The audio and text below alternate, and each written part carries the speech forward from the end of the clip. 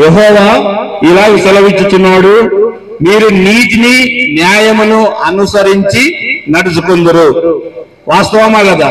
మనము నీతిని న్యాయాన్ని మనం అనుసరించి రోజు మీ ముందుకు ఎందుకు వచ్చానంటే, గతంలో 2014 నుంచి 19 వరకు నారా చంద్రబాబు నాయుడు గారు మన 50,000 ఇస్తే అంటే ఆయన విశ్వసనీయత చూడండి. క్రైస్తవులు కూడా క్రిస్మస్ బాగా చేసుకోవాలి, వాళ్ళు కూడా ప్రేమ విధుల భావాన్ని ఐక్యత చాటుకోవాలని ఆ రోజు 150,000 ఇచ్చేవాడు క్రిస్మస్ ఐటీ ప్రోగ్రామ్కి. జగన్మోహన్ రెడ్డి ముఖ్యమంత్రి అయిన తర్వాత 30,000 ఇచ్చాడు.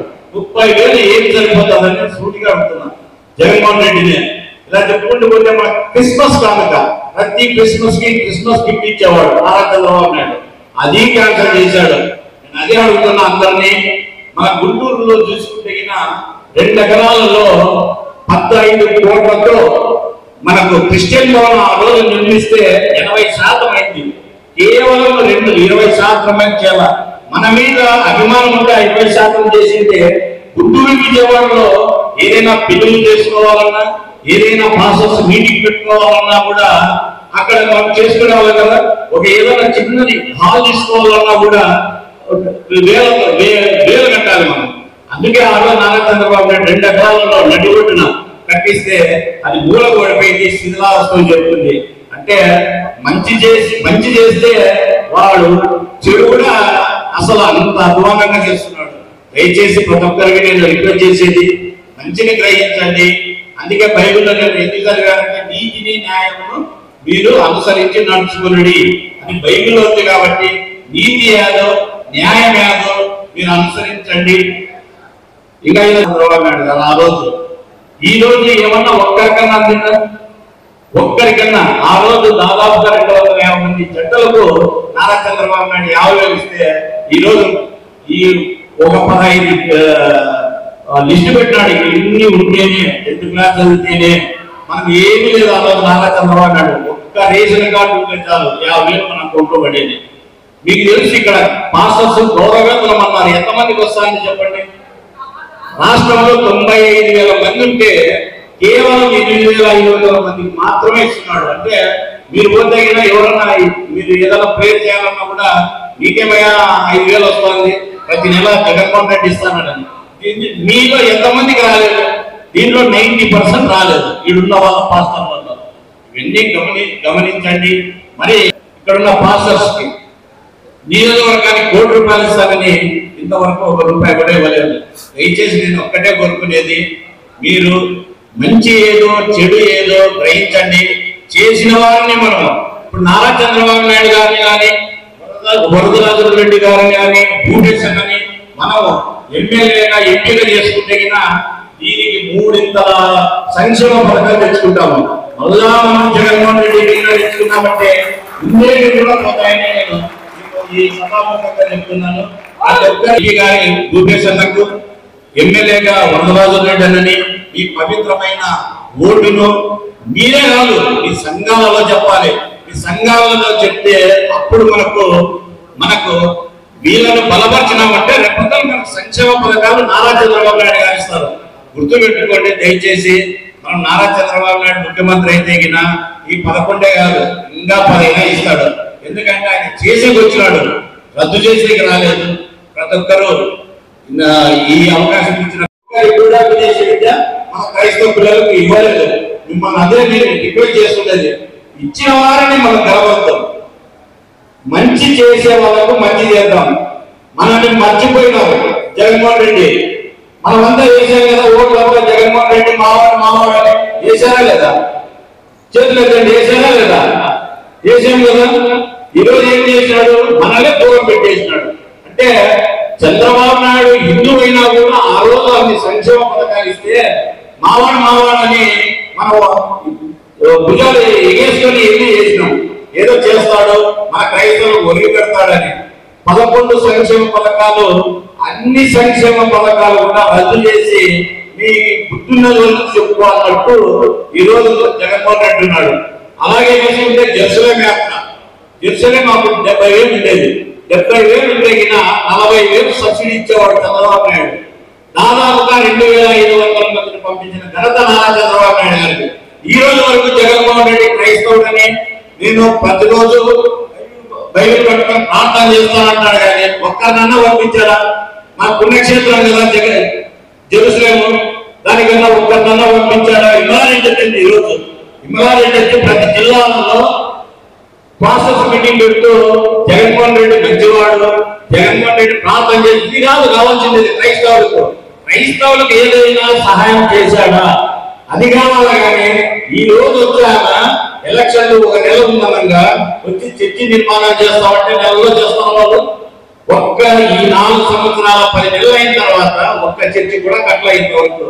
ఆమె వచ్చి ఇమ్రారెడ్డి ఈ రోజు మాట్లాడతాను అంటే మళ్ళా అంటే మొదటిసారి మోసపోయాము, రెండోసారి మోసపోద్దండి క్రైస్తవులారా. నేను అదే కోరుతున్నాను, రెండోసారి మోసపోద్దండి. స్వయం ఉపాధి కింద నారా చంద్రబాబు నాయుడు గారు ఈ మొత్తము రాష్ట్రంలో చూసుకుంటే 3,500 మందికి ఇచ్చాము క్రైస్తవులకి. మనకు అలయన్స్ ఉంది. ఆ రోజు కూడా బీజేపీతోనే మన చంద్రబాబు నాయుడు గారు మనకు క్రైస్తవులకు 11 సంక్షేమ పథకాలు, అవి ఒక్కొక్కటి మీకు చెప్తాను. మొట్టమొదటిగా మన చర్చి కేవలం రాష్ట్ర ప్రభుత్వం ఎట్లా జరుగుతూ ఉంది, మన ప్రతికూల పరిస్థితులు ఎట్లా ఉన్నాయి. రాష్ట్ర ప్రభుత్వం ఎట్లా ఉందంటే అరాచకంగా ఉంది, రాజ్యాంగబద్ధమైన పరిపాలన జరగడంలే, ఒక రాజులాగా నియంతలాగా వ్యవహరిస్తూ ఉన్నారు. దయచేసి ఈ విషయాలను గమనించండి. రాజ్యాంగబద్ధమైన పరిపాలన మనకు హక్కులు నెరవేర్చాలి, కానీ అతను ఎవరైతే ప్రశ్నిస్తారో వాళ్ళని తీసుకుపోయి కొట్టి కేసులు పెట్టి ఇట్లా జరిగే పరిస్థితి ఉంది. రాష్ట్ర వ్యాప్తంగా అట్లే ఉంది. అదేవిధంగా నియోజకవర్గంలో కూడా ఉంది. ఇంత బలహీనమైన పోలీసు వ్యవస్థ కానీ, ఇంత బలహీనమైన ప్రభుత్వ అధికారులు కానీ ఇంతకుముందు ఎప్పుడూ లేరు. ప్రతి విషయంలో దోపిడీనే. రాష్ట్రంలో ఇసుక, మద్యం ఇదంతా కేవలం ప్రభుత్వ ఆస్తి కాదు, జగన్మోహన్ రెడ్డి ఆస్తి మాదిరి అనుభవిస్తూ ఉన్నాడు. వేల కోట్ల రూపాయలు సంపాదిస్తున్నారు. అదేవిధంగా ఇక్కడ లోకల్ నాయకులు కూడా చేస్తూ ఉన్నారు.